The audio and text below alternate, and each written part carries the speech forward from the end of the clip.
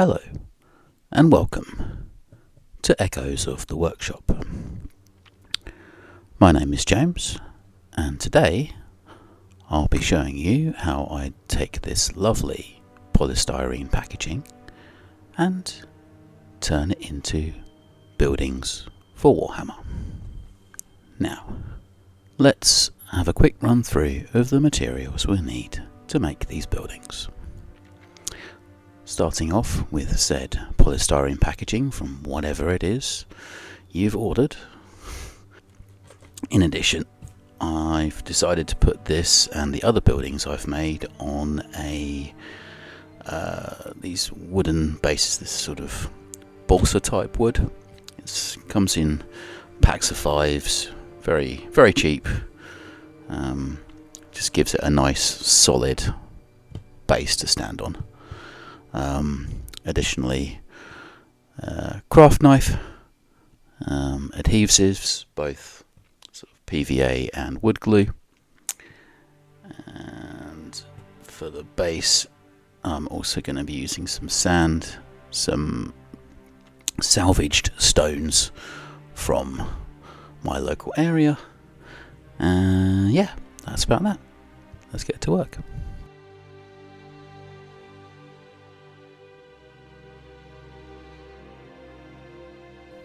So these are some of the buildings I've already made, so you can have a quick look at what the effect we're going to be aiming for.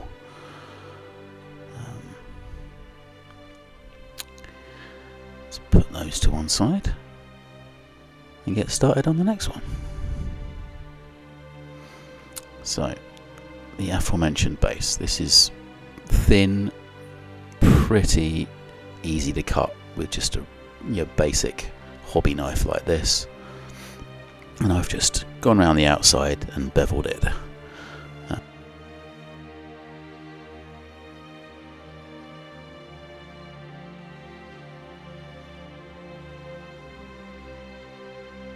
And all I'll do here is just to make sure there's no sort of loose splinters, just run around with a quick go over with some sandpaper. Now, in terms of the size for these buildings, I'm going to be using this particular image from Games Workshop. Now, this is actually the Pariah Nexus mission pack. I'm going to be aiming to do these sort of U-shaped buildings. That's the sizes the walls are going to be. So, yeah, let's crack on.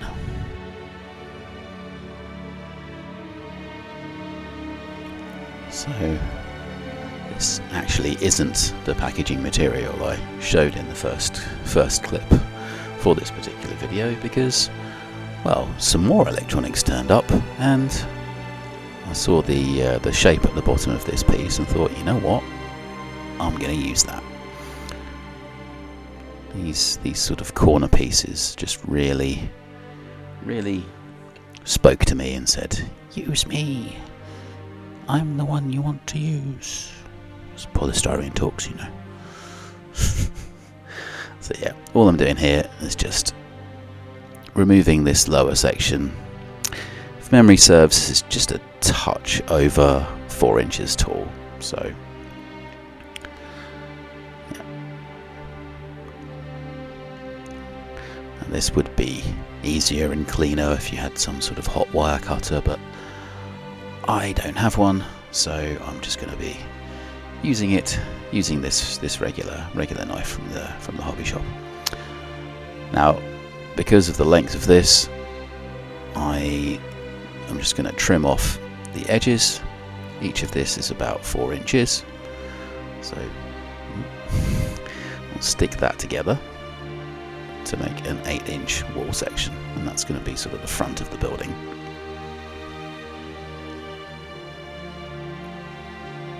We'll use that for something else. This is what we're going to start off. So, quick tip, when putting together bits of polystyrene like this, it also works for other softer materials. Toothpicks are a lifesaver. just gives it much more rigidity.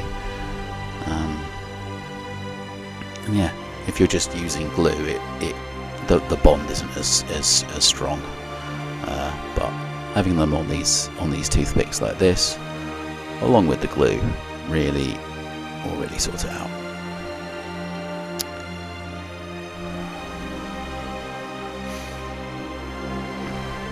Here we are. That's our starting point.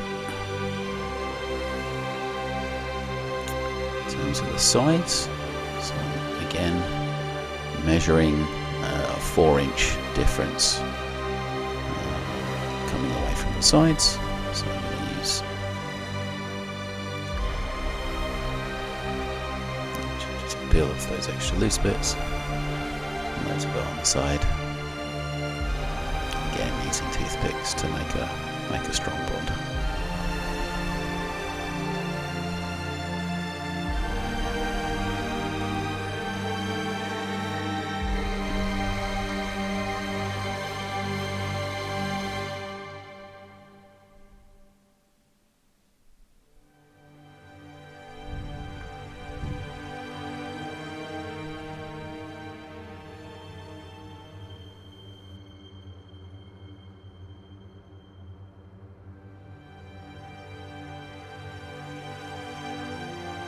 Yeah, it's starting to come together.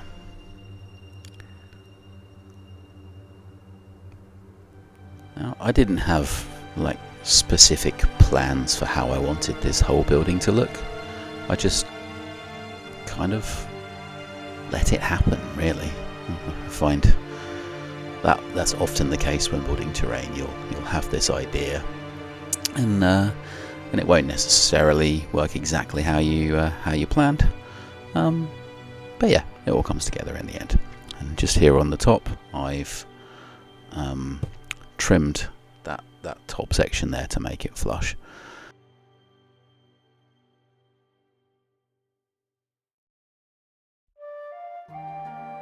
Here, I'm using some foam board, and I've measured out that top section.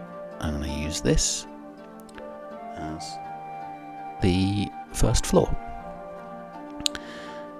So just cutting that out again, same knife. Just quite all the way through. Yeah. Then we'll take our building and we'll attach that there. And again, this is going to be a job for glue.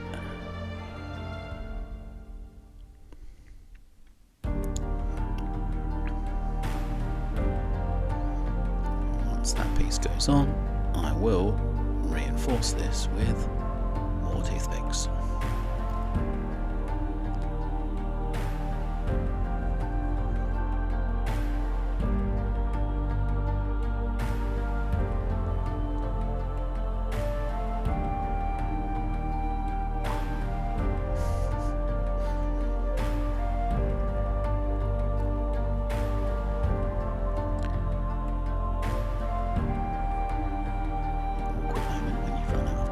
I need to go and find some more.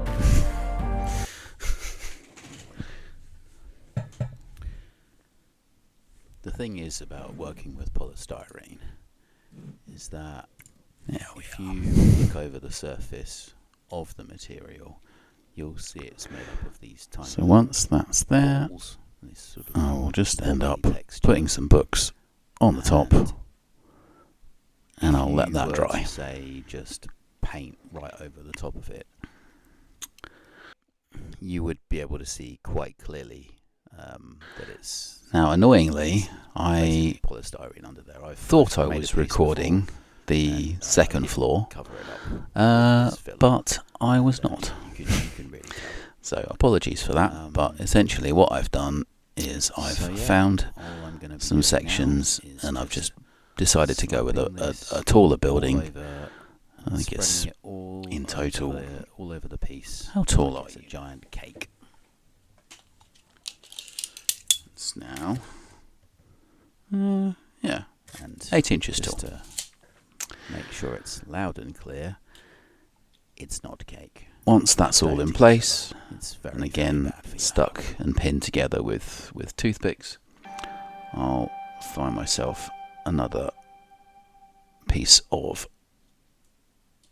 foam board that's the right size. Just trim it down so that it's flush on the edges. Not quite there yet.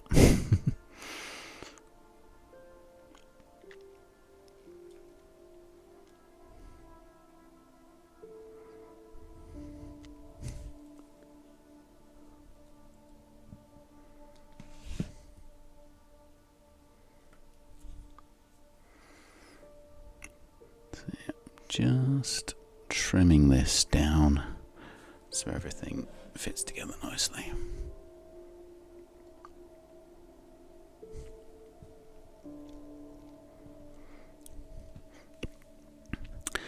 And I know there's lots of gaps and it looks a bit rough in places, but that'll all come together later.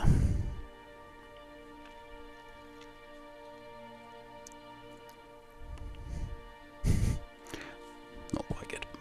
Not yet.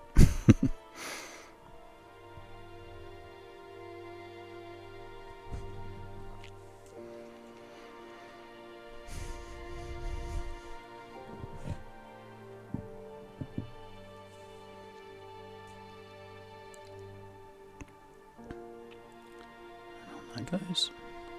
And again, with our books, until the glue's fully cured. For the top here, I've cut out some smaller sections which are just going to act as like sort of a top level barricade for models to stand there and shoot off of. And again, just cut and trimmed until it all sits nicely on the top.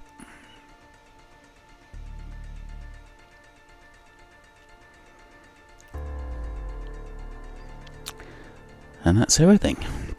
Once it's all dry, this is the final result of our construction phase. Yeah, it's come together nicely as a sort of imperial bunker, but as you can see here, there's lots of places which need fixing up. So here's our filler. This stuff. I've mixed this up a sort of fairly thin consistency, and that is just gonna go everywhere.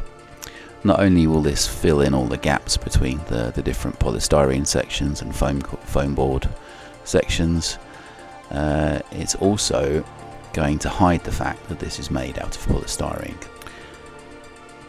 The thing is about working with polystyrene is that if you look over the surface of the material, you'll see it's made up of these tiny little balls, this sort of bobbly texture.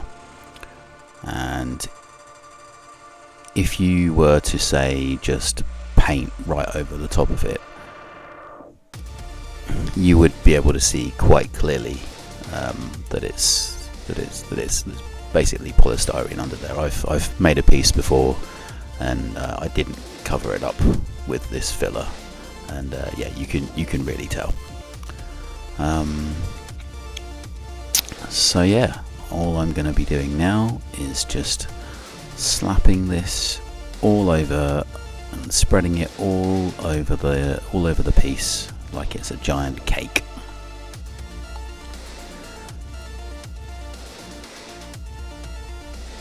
And just to make sure it's loud and clear, it's not cake. Don't eat filler. It's very, very bad for your health.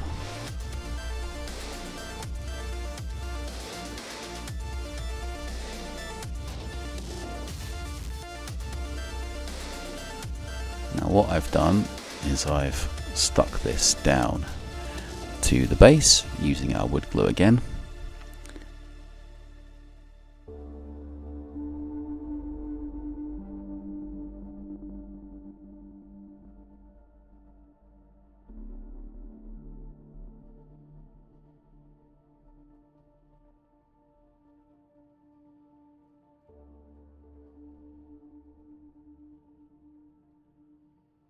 And when it's like that, what I'm doing is going around the whole base area with some white glue,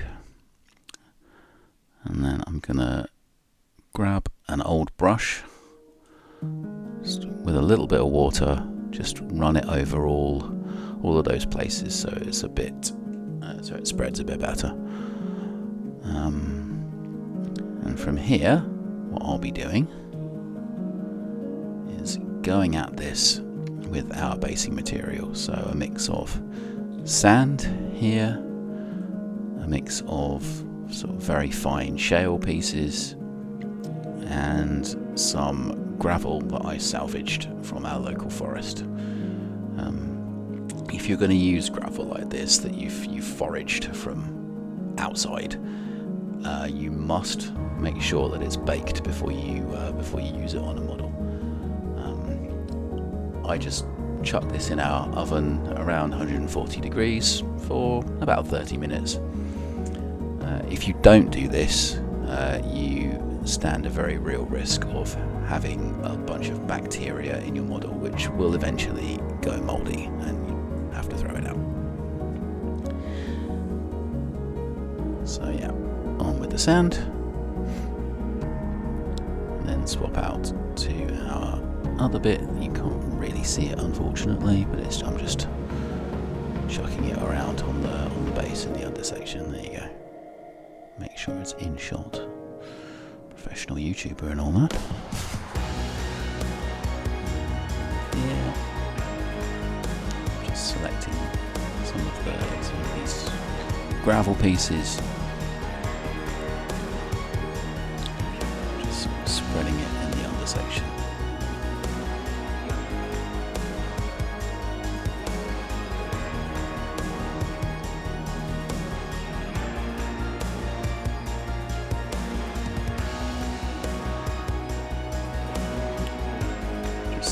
Just some larger pieces, making it look a touch like some fallen masonries and broken off bits. Now I've chosen to leave this building intact, but as I've done with other builds, you could make this a proper ruin, like completely destroyed structure. You can put this together, you can hack bits off,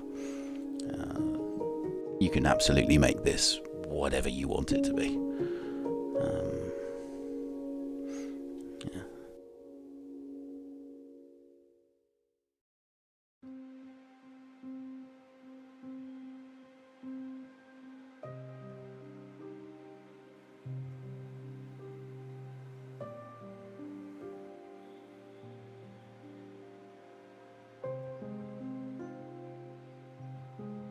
So that's what it looks like from the front. I'm just shaking off a few loose bits here.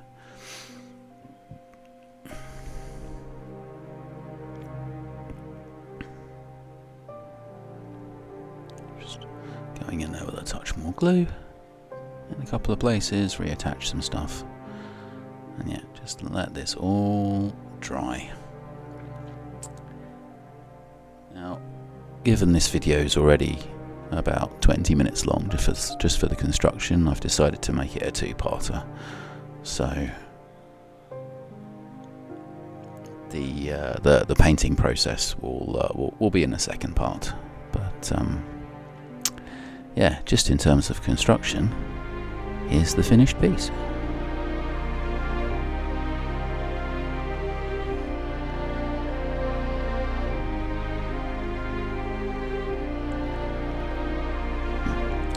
Thank you very much for watching. Please leave me a like and a comment. Let's have a chat about what we're working on. And make sure you subscribe so you don't miss part 2, where we bring it to life with our painting. Thanks for watching. Cheers.